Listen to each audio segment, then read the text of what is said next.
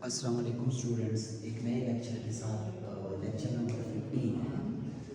15 lecture में हम पढ़ने जा रहे हैं स्केलर और वेक्टर्स के मुताबिक। चैप्टर हमने 3 स्टार्ट किया है एपीके बोर्ड का। बोर्ड कौन सा है? APK board. एपीके बोर्ड के मैथमेटिक्स को स्टार्ट किया है चैप्टर नंबर 3। इसको डिटेल से पढ़ रहे थे, 2 एक्सरसाइज और उनकी थ्योरेटिकल कंसेप्ट्स पढ़े हैं। आज जो लेक्चर है वो लेक्चर नंबर 15 है चैप्टर 3 का, स्केलर और वेक्टर्स का। 2 टॉपिक्स मैंने लिखे हैं, एक डायरेक्शन एंगल्स और डायरेक्शन कोसाइंस ऑफ वेक्टर्स क्या होते हैं, और दूसरा डायरेक्शन नंबर्स और डायरेक्शन रेशियोज क्या होते हैं। ईटर के लिहाज से बहुत इंपॉर्टेंट टॉपिक है, इससे एमसीक्यू ज़्यादा आते हैं। देखते हैं क्या है डायरेक्शन एंगल्स। किन एंगल्स को कहते हैं? डायरेक्शन एंगल्स कौन से एंगल्स होते हैं? पहले एंगल क्या चीज़ है? मैंने डॉट प्रोडक्ट में थोड़ा सा एक्सप्लेन भी किया था। अगर 2 वेक्टर एक दूसरे के पैरेलल है तो एंगल 0 है। अगर ये एक टर्मिनल रे जो रोटेट करती है उसको टर्मिनल रे कहते हैं, और दूसरा जो स्टैटिक है जो मोशन नहीं करती उसको स्टैटिक रे कहते हैं, उसको बेस भी कहते हैं और इनिशियल रे भी कहते हैं। जब ये वेक्टर इससे रोटेशन स्टार्ट करता है तो यहाँ पे क्या बनती है? एंगल बनती है। मैंने कहा भी था 2 वेक्टर का अगर प्रोडक्ट है ए डॉट बी वेक्टर, मैं थोड़ा सा एक्सप्लेन करता हूँ एंगल को कि एंगल क्यों इंपॉर्टेंट है डॉट प्रोडक्ट में। मैंने लिखा था A dot B, A vector dot B vector, 2 vectors का प्रोडक्ट मैंने लिखा था। मैंने ये भी कहा था कि वेक्टर्स के एडिशन से एक वेक्टर आता है और वेक्टर्स के सब्ट्रैक्शन से भी एक वेक्टर आता है, और वेक्टर के स्केलर मल्टीप्लिकेशन से भी, अगर वेक्टर के साथ स्केलर मल्टीप्लाइड हो जाए, कोई कांस्टेंट मल्टीप्लाइड हो जाए तो एक नया वेक्टर आएगा, वो अलग बात है। अब मल्टीप्लिकेशन पे आए थे, इससे पिछले लेक्चर में मैंने डिटेल से एक्सप्लेन किया है कि अगर एक भी 2 वेक्टर्स है उनके दरमियान प्रोडक्ट है, फिर 2 पॉसिबिलिटी है, या तो वो स्केलर रिजल्ट देगा या वेक्टर। स्केलर रिजल्ट जब देगा उसको डॉट प्रोडक्ट कहते हैं, जब वेक्टर रिजल्ट देगा तो उसको क्रॉस प्रोडक्ट कहते हैं। ये उनको डॉट क्यों कहा, क्रॉस क्यों कहा, या स्केलर क्यों रिजल्ट देता है, वेक्टर क्यों देता है, ये मैंने एक्सप्लेन किया है डॉट प्रोडक्ट के लेक्चर में डिटेल से। अब ए डॉट बी, ए अगर वेक्टर है उसको हम कैसे लिख सकते हैं? ए मैग्नीट्यूड ए कैप। ये क्या है? ए वेक्टर का मतलब है मैग्नीट्यूड प्लस डायरेक्शन। ये इसका मैग्नीट्यूड है, ये इसका डायरेक्शन है। फिर इस डॉट प्रोडक्ट को हमने लिखा था किस तरह? मैग्नीट्यूड के फॉर्म में लिखा था ये, और डायरेक्शन के लिए हमने क्या लिखा था? वो जो उन दोनों के बीच रिजल्ट ये स्केलर देता है, ये क्वांटिटी स्केलर है, लेकिन ये cos थीटा किस लिए लगाते हैं? इस एंगल के लिए कि इस रे से इस रे ने कितनी रोटेशन की है, कितना एंगल बना, कितनी एंगल बनी है इनके बीच, वो जरूरी है। cos थीटा जरूरी है क्योंकि रिजल्ट मैक्सिमम तब होता है जब cos 0 हो, मैक्सिमम रिजल्ट मिलता है। जब cos 90 हो, रिजल्ट 0 देता है डॉट प्रोडक्ट में। जब cos 180 हो तो रिजल्ट नेगेटिव मिनिमम देता है।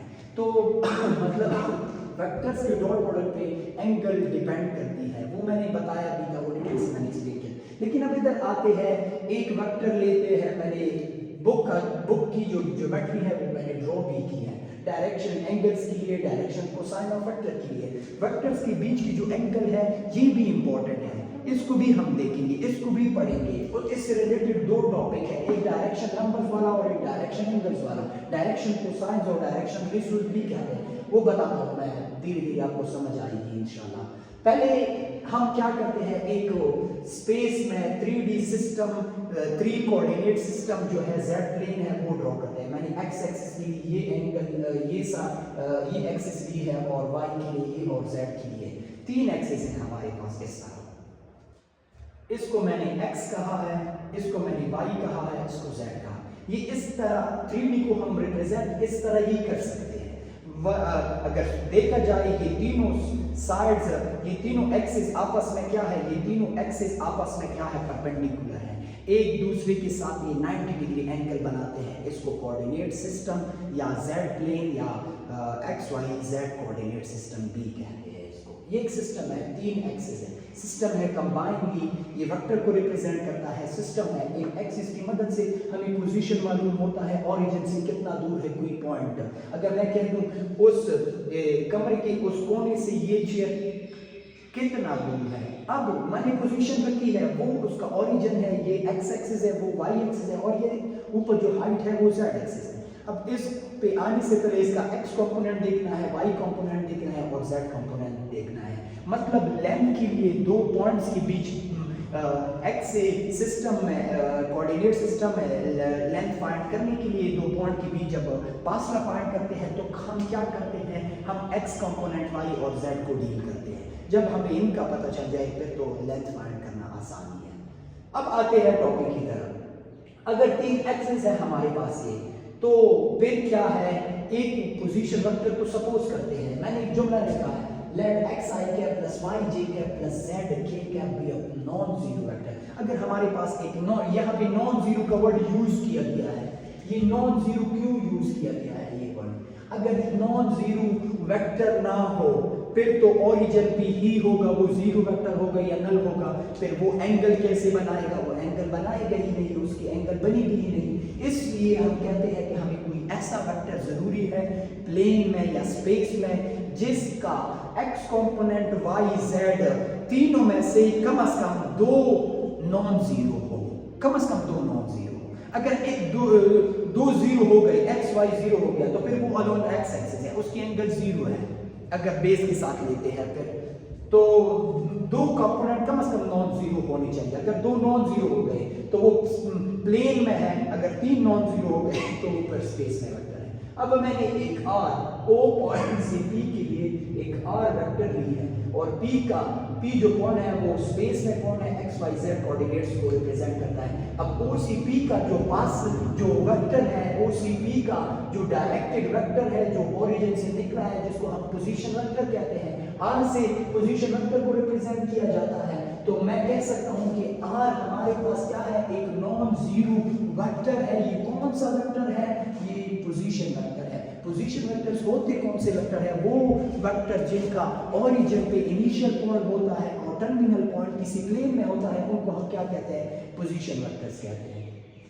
जो किसी पॉइंट की पोजीशन को शो करते हैं ओरिजिन से किसी प्लेन में या किसी एक्सिस में, इसलिए उसको पोजीशन वेक्टर कहते हैं।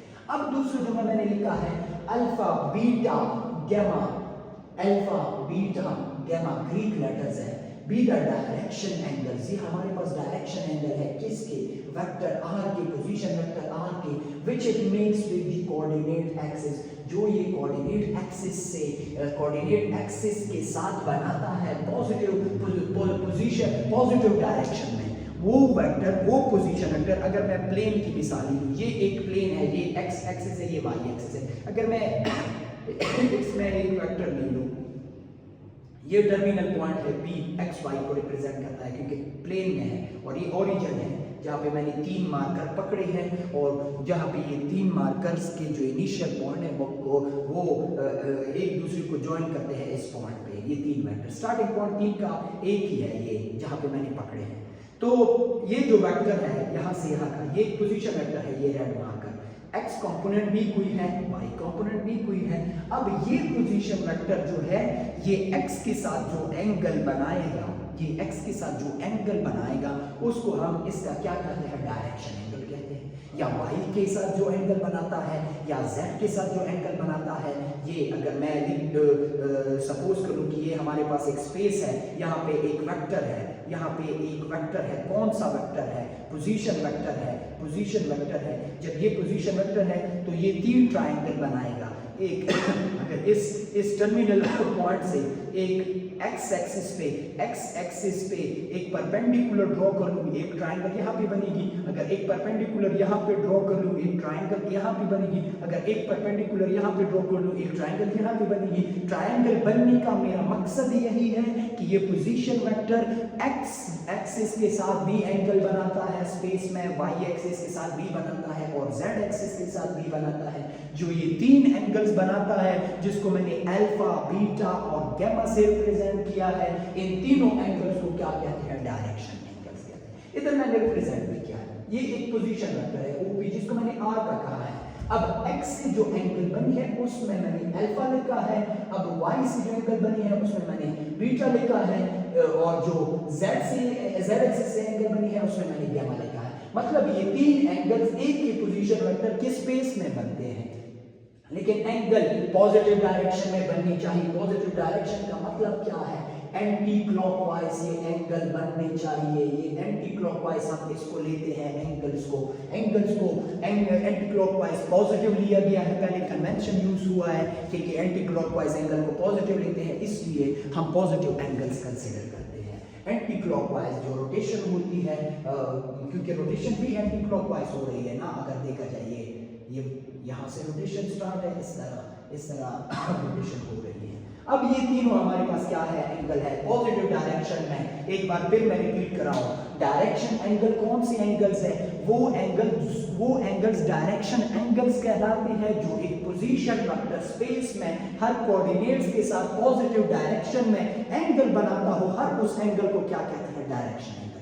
तीन एंगल बनते हैं स्पेस में, प्लेन में फिर दो पॉसिबिलिटी है, एक y के साथ और एक x के साथ। अब ये तो एक्सप्लेन हुआ है, तकरीबन एक्सप्लेन हुआ है। एक और पॉइंट की तरफ आते हैं, यहाँ पे मैंने लिखा है कि ये जो अल्फा, बीटा, गामा है, ये या तो क्या होंगे, या पाई होंगी, या पाई से क्या होंगी, या पाई से लेस होंगी, या जीरो होंगी, या जीरो से ग्रेटर होंगे। ये मैंने पिछले लेक्चर में डिटेल से एक्सप्लेन किया है। डॉट प्रोडक्ट में कैसे एक्सप्लेन किया है कि अगर दो वेक्टर के बीच हम डॉट प्रोडक्ट ले लें और वो पैरेलल हो, जीरो एंगल है, मैक्सिमम रिजल्ट देता है। cos जीरो का रिजल्ट क्या है? 1 है। अगर ये दोनों वेक्टर्स परपेंडिकुलर हो तो 90 रिजल्ट देता है। फिर इन दो वेक्टर्स के बीच का जो डॉट प्रोडक्ट है वो हमें जीरो रिजल्ट देता है। और जो अगर हम इस तरह कह दें कि अगर दो वेक्टर एंटी पैरेलल है, 180 डिग्री एंगल बनाते हैं, तो वहां पे मिनिमम रिजल्ट बनता है -1। और हम नेगेटिव 1 की एग्जांपल लेते हैं, 180 जब वेक्टर्स एंटी पैरेलल हो नेगेटिव 1, जब वेक्टर पैरेलल हो पॉजिटिव 1, जब परपेंडिकुलर हो तो क्या लेते हैं? लास्ट टॉपिक है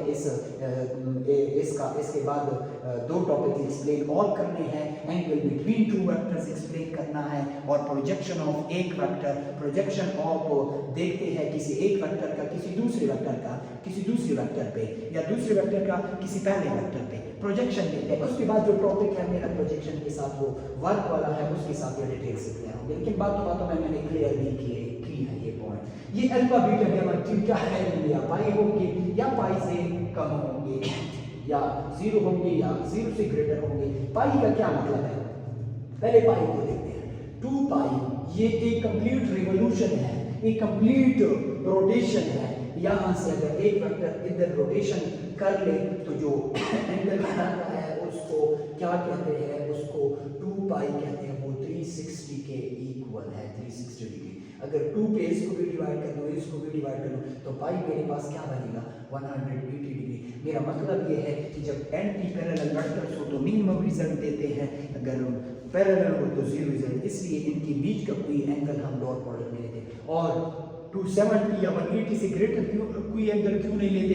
क्योंकि अगर वेक्टर रोटेशन स्टार्ट कर ली, ये वेक्टर रोटेशन स्टार्ट कर ली 90 से कम, 90 से ज़्यादा 180। अब अगर यहाँ पे देखा जाए rotation 180 half semi circle rotation हो गई है, हाफ सर्कल पूरा किया है इस टर्मिनल रेडियल रोटेशन में। ये टर्मिनल पॉइंट क्या बना रहा है? ये सर्कल बना रही है। यहाँ पे एक सर्कल का सेमी सर्कल बन रहा है। अब सेमी सर्कल बना है, अब सेमी सर्कल यहाँ से यहाँ तक बना है, 180 डिग्री एंगल बनी है। तो इन दो के बीच इन दोनों वेक्टर्स ने कौन सी एंगल, इस वेक्टर से इसने कौन सी एंगल बनाई है? 180 डिग्री। अब अगर ये रोटेशन इधर कर ले, यहाँ पे रोटेशन, इतना रोटेशन हो जाए, तो मैं क्या कहूँगा? अब अगर मैं इधर मार्कर ऐसे पकड़ूं तो स्टूडेंट्स मुझे कहेंगे, अगर उन्होंने रोटेशन ना दी तो वो कहेंगे कि रिजल्टेंट यहाँ से यहाँ तक ड्रॉ होता है या यहाँ से यहाँ तक, ये एंगल तो 90 है, मतलब 270 का बिहेवियर ऐसा है जैसे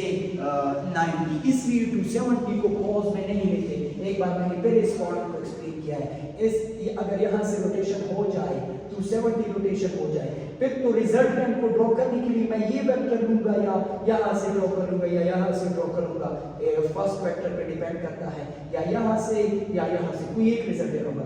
इसको तो रिजल्टेंट नहीं कह सकता ना, ये एक्सटीरियर एंगल बनती है, ये बेशक 270 है लेकिन अंदर जो एंगल बनी है वो 90 है हमारे पास, इसलिए हम कहते हैं कि हम एक्सटीरियर एंगल को 270 को रिप्रेजेंट नहीं करते वेक्टर्स में, क्योंकि वेक्टर्स की जो एंगल बनी थी वो ट्रायंगल में 90 ही बनती है। दो वेक्टर्स की भी 270 अगर रोटेशन हो जाए तो 90 एंगल बनती है। हमारा काम इंटीरियर एंगल के साथ इंटीरियर ये सपोज होती है। क्यों इसको क्यों लेते हैं? इसको इसलिए ये लेते हैं कि रिजल्टेंट ये ड्रॉ होती है, इसको हम रिजल्टेंट वेक्टर तो नहीं कह सकते, ये तो रोटेशन है, ये तो कोई वेक्टर नहीं है ना, ये एक रोटेशन है, ये 2 डायमेंशनल बात है। इसको हम क्या कहते हैं? इसको 2 डायमेंशनल बात है, इसको हम नहीं कह सकते कि ये 270 हमारे पास पॉसिबिलिटी है, कॉज में ये एंगल यूज होती है। अब अगर देखा जाए, इसलिए मैंने फाई से कम और फाई के इक्वल या 0 से ज्यादा है, 0 से 0 की इक्वल एंगल नहीं है। Referring to the figure we have 3 triangle, हमारे पास 3 ट्रायंगल आते हैं। अगर इस पोजीशन वेक्टर से x पे ले ले या y पे ले ले या z पे ले, तो राइट एंगल ट्रायंगल्स 3 बनते हैं हमारे पास। ये कौन से ट्रायंगल है? कौन से ट्रायंगल है? ये राइट एंगल ट्रायंगल है, जिसमें राइट एंगल ट्रायंगल्स बनते हैं। यहाँ पे कितने बनते हैं? 3 बनते हैं। मैंने लिखा है OEP, ए मैंने पॉइंट लिया है x एक्सिस पे जो ये परपेंडिकुलर वो बनाता है, बेस बनाता है। अगर इधर देखा जाए, एक बार फिर आपको बताता हूँ इसके मुताबिक। अगर ये कोई वेक्टर है, यहाँ से परपेंडिकुलर इधर ड्रॉ करूँ, एक राइट एंगल बनी एक्स एक्सिस के साथ। अगर यहाँ से परपेंडिकुलर ड्रॉ करूँ, एक राइट एंगल बनी, एक एंगल 90 है वाई एक्सिस के साथ, ये जेड एक्सिस के साथ। 3 एंगल बनते हैं हमारे, ट्रायंगल बने, एक ये और एक ये। एक्स एक्सिस के साथ ये बनती है, वाई एक्सिस के साथ ये और जेड के साथ ये। अगर देखा जाए, आप सपोज कर ले 3D सिस्टम को, फिर आपको पता चलेगा। मैंने क्या लिखा है? cos angle is equal to cos alpha is equal to x divided by magnitude of r vector. ये cos क्या है?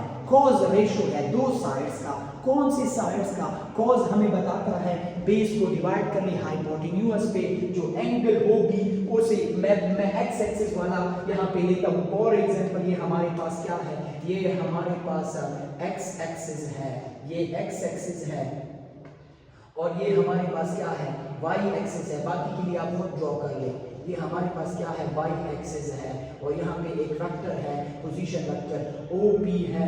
OP वेक्टर को हमने क्या कहा है? ये r वेक्टर है। इसे परपेंडिकुलर ड्रॉ करते हैं, एक एंगल बनती है। इस पॉइंट को मैंने इधर क्या कहा है? A कहा है। OAP जो एंगल ट्रायंगल बनी है उसको क्या कहते हैं? उसको राइट एंगल ट्रायंगल कहते हैं, OAP, क्योंकि एक एंगल उसमें 90 है। अब अगर देखा जाए, ये हमारे पास हाइपोटेन्यूज साइड है, ये परपेंडिकुलर, ये बेस है, क्योंकि एंगल ऑफ ऑब्जर्वेशन यहाँ पे है। इसको बेस कहा है, इसको हाइपोटेन्यूज कहा है। बेस हमारे पास क्या है? x कंपोनेंट है ना, यहाँ से लेके यहाँ तक का जो कंपोनेंट है उसको क्या कहते हैं? x component. और ये हमारे पास वेक्टर है, इसका मैग्नीट्यूड हमने लेना है, इसका हमें क्या करना है? यहाँ तक का जो फासला है इसने जो कवर किया है, या ये जो है इस r का हम क्या लेते हैं? उसमें फिर आप कंफ्यूज हो जाओगे। r को हम क्या लेते हैं? r magnitude. ये हमारे पास क्या है? हाइपोटेन्यूज है, और ये हमारे पास क्या है? बेस है। तो हम लिख सकते हैं बेस को अगर हाइपोटेन्यूज पे डिवाइड कर ले,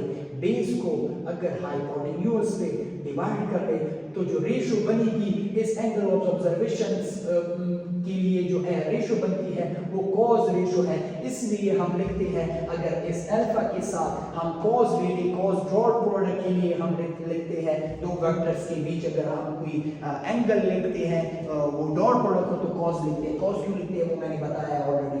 अगर मैं x कंपोनेंट को वेक्टर के मैग्नीट्यूड, ये बेस है, हाइपोटेन्यूज है, बेस को हाइपोटेन्यूज पे डिवाइड कर लो। अब r मैग्नीट्यूड क्या है? x component square y component square plus z component square under the root, इसको क्या कहते हैं, मैग्नीट्यूड ऑफ r कहते हैं। अगर x कंपोनेंट को वेक्टर के पोजीशन वेक्टर के मैग्नीट्यूड पे डिवाइड कर लूं तो मेरे पास जो रेशियो बनेगी वो cos अल्फा होगी, उसको हम क्या कहते हैं, डायरेक्शन कोसाइन कहते हैं। वो हमारे पास फर्स्ट डायरेक्शन कोसाइन है, ये कोसाइन डायरेक्शन फर्स्ट है जिसको हम cos अल्फा कहते हैं। दूसरा हमारे पास क्या है, cos बीटा, y को मैग्नीट्यूड ऑफ पोजीशन वेक्टर पे डिवाइड कर ले या z को मैग्नीट्यूड ऑफ पोजीशन वेक्टर पे डिवाइड कर ले तो हमारे पास जो रेशियोज बनेंगे, जो कोसाइन बनेंगे वो डायरेक्शन कोसाइन है।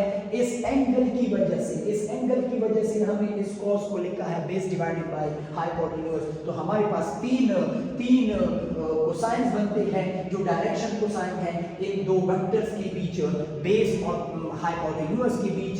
इसका बेस क्या है, x है, और हाइपोटेन्यूज क्या है, मैग्नीट्यूड ऑफ। इस ट्रायंगल का बेस क्या है, y, और हाइपोटेन्यूज क्या है, r मैग्नीट्यूड। इसका बेस क्या है, z, और हाइपोटेन्यूज क्या है, r मैग्नीट्यूड। तो हम बेस को हाइपोटेन्यूज पे डिवाइड कर लेंगे, या हमारे पास cos अल्फा आएगी या cos बीटा आएगी या cos गामा आएगी। इनको क्या कहते हैं, स्टूडेंट को डायरेक्शन कोसाइंस कहते हैं। ये कोसाइंस की वजह से ये डायरेक्शंस बताए हैं, हमें पता चला है इन डायरेक्शंस का, ये हमारे पास डायरेक्शन कोसाइन है। और अल्फा बीटा जो एंगल गेमास बनी है, जो तीन एंगल्स बने हैं, उन तीन एंगल्स को क्या कहते हैं, डायरेक्शन एंगल। वो डायरेक्शन देते हैं एक वेक्टर से दूसरी वेक्टर के लिए, जिसके साथ अगर हम cos रेशियो लगा दें तो फिर हम बोलते हैं डायरेक्शन कोसाइन है हमारे पास। अब एक और पॉइंट, ये cos अल्फा जो है इसको m से रिप्रेजेंट किया गया है, इसको m से रिप्रेजेंट करते हैं, इसको n से। इनको रिप्रेजेंटेशन दी है, किस लिए दी है, आसानी के लिए, ताकि लोगों को पता चल जाए। एक आइडेंटिटी भी है जो एमसीक्यूज में भी ज्यादातर आती है। अगर हम लिख दें cos alpha square, cos square alpha plus cos square beta plus cos square gamma, तो ये हमारे पास जो रिजल्ट आता है वो 1 आता है। ये कैसे आता है, अगर इनको कैलकुलेट कीजिए, cos अल्फा ले लो, इस पे स्क्वायर ले लो, बेस b स्क्वायर हाइपोटेन्यूज पे b स्क्वायर, तो क्या आएगा, x square divided by under root, खत्म हो जाएगा स्क्वायर के साथ, ये वैल्यूज बचेगी। इधर y स्क्वायर डिवाइडेड बाय ये, इधर z स्क्वायर डिवाइड बाय ये। डिनोमिनेटर तीनों का सेम है, एलसीएम ले ले तो ऊपर वाली जो रिजल्ट है वो नीचे वाले के बराबर होती है। Same thing divided by same thing is equal to 1। तो हमारे पास ये जो रिजल्ट देता है इसको हम 1 कहते हैं। या हम इस तरह भी लिख सकते हैं, cos अल्फा को क्या कहा है हमने, l का कहा है। cos अल्फा हमारे पास क्या है, l है, cos बीटा m है, cos गामा क्या है, n है। या मैं ऐसे भी लिख सकता हूँ, l square plus m square plus n square is equal to 1। ये हमारे पास क्या है, एक इंपॉर्टेंट एमसीक्यू है इसके लिए। आपसे ये भी पूछा जा सकता है, अगर कोई एक पोजीशन वेक्टर हो, O भी एक पोजीशन वेक्टर है, फिर इसकी डायरेक्शन एंगल विद, या मैं लिखता हूं, if OP is any position vector which makes an angle with x axis, then cos alpha, then the direction cosine is, then the direction, फिर वो जो डायरेक्शन कोसाइन बनता है वो cos अल्फा बनता है, जिसको हम कहते हैं x divided by magnitude of r। अगर y के साथ बनाता है तो y divided by magnitude of r, अगर z के साथ बनाता है magnitude of y divide z divide by magnitude of r। इस तरह हम इससे हजारों एमसीक्यूज बना सकते हैं। आप इनकी रद्द-बदल आप कर सकते हैं। अब अगर ये इधर देखा जाए, अगर r को मैं इधर शिफ्ट कर दूं, y को इधर शिफ्ट कर दूं, r को इधर शिफ्ट कर दूं, r को इधर शिफ्ट करूं, तो ये y इक्वल होगा magnitude of r cos beta, x equal होगा magnitude of r cos alpha. अगर z को फाइंड करना हो तो मैं लिख सकता हूं magnitude of r cos gamma. तो ये हमारे पास कोऑर्डिनेट्स फाइंड होते हैं पोजीशन वेक्टर्स के, x y और z इस p के कोऑर्डिनेट्स फाइंड होते हैं। तो इन पॉइंट्स को x y z कोऑर्डिनेट्स को in term of r magnitude cos alpha लिख दूं, या r मैग्नीट्यूड cos बीटा लिख दूं, या r मैग्नीट्यूड cos गामा लिख दूं, उनको हम डायरेक्शंस नंबर्स कहते हैं या डायरेक्शन रेशियोज कहते हैं, क्योंकि वो cos ही की वजह से बनी है, इसलिए डायरेक्शन रेशियो है। cos एक रेशियो है दो साइड्स के बीच, दो साइड्स के दरमियान, कौन सी साइड्स के दरमियान, बेस और हाइपोटेन्यूज की साइड्स के दरमियान, इसलिए इनको डायरेक्शंस रेशियोज भी बोलते हैं या डायरेक्शन नंबर्स भी बोलते हैं, क्योंकि ये थीटा अल्फा बीटा गामा की वजह से हम एक कंपोनेंट बताता है, किसका पोजीशन वेक्टर्स के कंपोनेंट्स बताता है, एक्स वाई जेड बताते हैं, इसलिए इनको हम डायरेक्शन नंबर्स भी कहते हैं। मैंने स्टेटमेंट में लिखा है, बस 2 मिनट में इसको एक्सप्लेन कर रहा हूँ। ओके, अगर एक पोजीशन वेक्टर ये है cos alpha cos beta cos gamma, हमारे पास अगर डायरेक्शन कोसाइंस है किसके, आर के, ये तीनों अगर डायरेक्शन कोसाइन है आर के, एक ओ पी हमारे पास एक पोजीशन वेक्टर है, तो फिर P हमारे पास एक पॉजिटिव कांस्टेंट होगा। अगर P हमारे पास एक पॉजिटिव कांस्टेंट हो, देन द नंबर फिर जो रिजल्ट आएगा P cos alpha P cos beta P cos gamma, ये जो रिजल्ट आएंगे उनको क्या कहते हैं, उनको या हम डायरेक्शन नंबर्स कहते हैं या डायरेक्शन रेशो कहते हैं। डायरेक्शन इस नंबर्स इसलिए डायरेक्शन नंबर्स इसलिए कहते हैं क्योंकि ये कंपोनेंट्स देता है P R magnitude cos alpha R magnitude cos beta R magnitude cos gamma, हमारे पास 3 कंपोनेंट्स देता है एक पोजीशन वेक्टर के, इसलिए उनको हम डायरेक्शन नंबर्स बोलते हैं क्योंकि x component y component z components कोई नंबर्स ही है, इसलिए उनको डायरेक्शन नंबर्स कहते हैं। और cos की वजह से फाइंड किया, इसलिए डायरेक्शन का वर्ड यूज हुआ है, क्योंकि cos क्या है, रेशो है, दो साइड्स के बीच रेशो किसकी वजह से बनी है, एंगल की वजह से। कौन से एंगल, अल्फा बीटा गामा की वजह से। तो हम लिख सकते हैं कि ये जो numbers x y z find हो गए हैं, ये थीटा ही की वजह से, थीटा के cos रेशो ही की वजह से बने हैं, इसलिए उनको डायरेक्शन नंबर्स कहते हैं या डायरेक्शन रेशो कहते हैं, क्योंकि cos रेशो ही ने नंबर्स बताए हैं, हमें ये कांस्टेंट बताए हैं। अब अगर देखा जाए x को मैं कैसे लिख सकता हूँ, इस तरह P cos alpha P cos beta या P cos गामा। अब ये P हमारे पास क्या है, P हमारे पास कोई कांस्टेंट है जो इक्वल है किसके, मैग्नीट्यूड ऑफ R के। ऐसे भी MCQs पॉसिबल है, MCQ इस तरह भी आ सकते हैं, if x is equal to P cos alpha, x is equal to P cos alpha, then P is equal to option number 1 divided by magnitude of R, option number 2 A, ये है हमारे पास क्या, B, ये आएगा P is equal to R magnitude, और तीसरा हमारे पास आएगा C, तीसरा हमारे पास आएगा P is equal to magnitude of R x, और चौथा हमारे पास आएगा D नन। तो फिर हमारे पास जो ऑप्शन है वो क्या है, वो है P is equal to magnitude of R, क्योंकि P क्या है, लेंथ है। या इस तरह भी दे सकते हैं, P अगर हमारे पास क्या हो, एक लेंथ हो, तो फिर हमारे पास दो ऑप्शंस पॉसिबल है, बोथ, कौन C both B and C, क्योंकि ये क्या है, ये लेंथ भी है, ये B हमारे पास लेंथ भी है। कौन सी लेंथ है, इस पॉइंट और इस पॉइंट के बीच, इस पॉइंट और इस पॉइंट के बीच की लेंथ को हम क्या कहते हैं, हम क्या कहते हैं, मैग्नीट्यूड ऑफ R कहते हैं। या इस तरह भी मैं लिख सकता हूँ। अब अगर OP पोजीशन वेक्टर को लिखना हो, ये हमारे पास इनसे भी MCQs बन सकते हैं, इनको डायरेक्शन क्या बोलते हैं, डायरेक्शन नंबर्स भी बोलते हैं। अगर OP को मैं लिख लूँ R, OP हमारे पास एक पोजीशन वेक्टर है, मैं इधर लिखता हूँ, OP एक पोजीशन वेक्टर है, x I cap plus y j cap plus z k cap.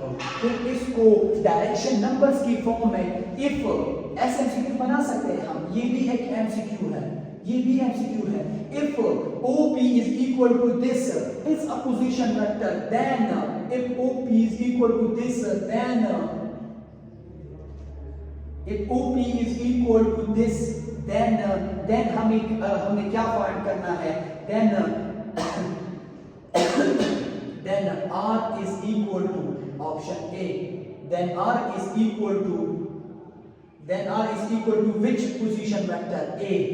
क्या लिख सकता हूँ, ये स्टेटमेंट भी लिख सकता हूँ मैं, ये भी लिख सकता हूँ। कैसे, अगर मैं लिख लूँ, इस आइडेंटिटी को मैं मिटाता हूँ ताकि मेरी बात जगह बन जाए, इसलिए मैं लिख सकता हूँ इसके इफ OP एक पोजीशन वेक्टर है ये, देन R हमारे पास क्या होगा, R की जो दूसरी शक्ल होगी उसको हम कैसे लिख सकते हैं, ऑप्शन A, या मैं लिख सकता हूँ magnitude of R cos alpha I cap plus magnitude of R cos beta j cap plus magnitude of r cos gamma k cap b। दूसरा हमारे पास क्या आएगा cos alpha divided by magnitude of r i cap plus cos gamma cos beta divided by magnitude of r j cap plus cos gamma divided by magnitude of r k cap.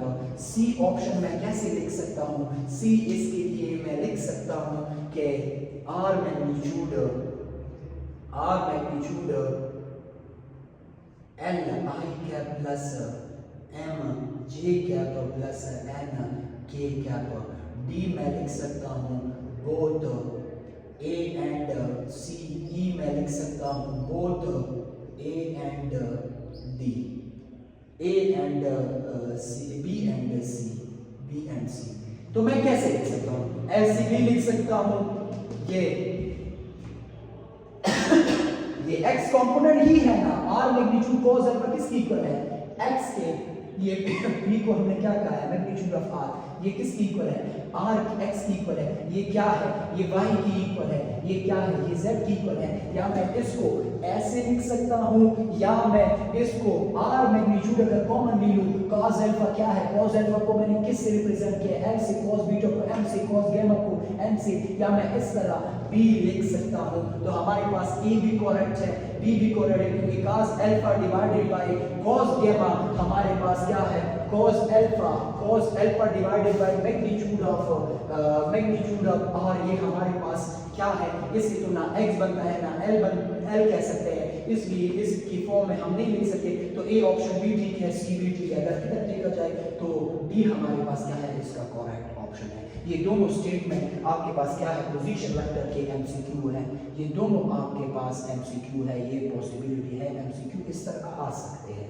दो MCQ ये है, एक ये है, एक ये है, इनसे भी आप बना सकते हैं। इनसे इस तरह आप डिटेल से बता सकते हैं। अगर इनसे रिलेटेड कोई एमसीक्यू हो या जिसकी समझ नहीं आती हो, आप कमेंट सेक्शन में लिख सकते हैं और पूछ सकते हैं। आज के लिए इतना ही, नेक्स्ट लेक्चर में हाजिर होंगे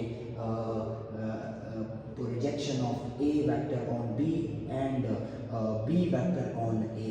एक दूसरा टॉपिक है एंगल बिटवीन टू वेक्टर्स, उनके साथ ज़ाहिर होंगे। आज के लिए इतना ही, अल्लाह हाफ़िज़।